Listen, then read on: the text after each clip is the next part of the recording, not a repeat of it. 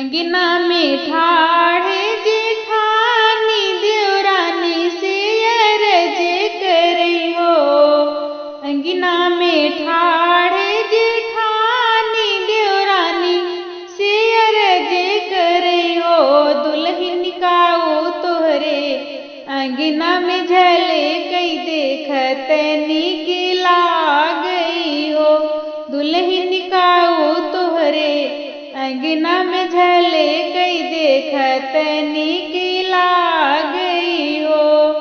झलकई पिया के पगड़िया त हमरे चुनरिया हो। झलकई पिया के पगड़िया त हमरे चुनरिया हो। जीजी झलकई लालन के लुटोरिया बहुत नीक लागई हो।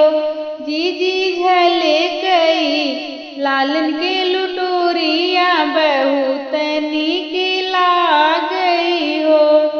कहाँ पाऊ पिया के पगड़िया त अपनी चुनरिया हो।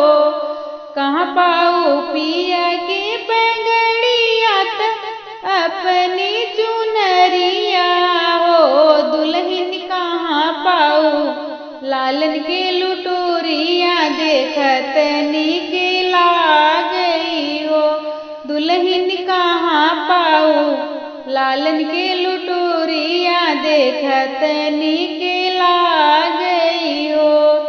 पियलाए आपन पगड़िया त हमरे चुनरिया हो।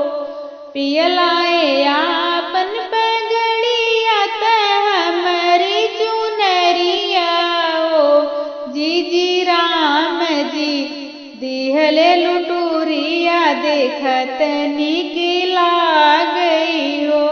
जीजी राम जी दिहले लुटोरिया देखत नीक लागई।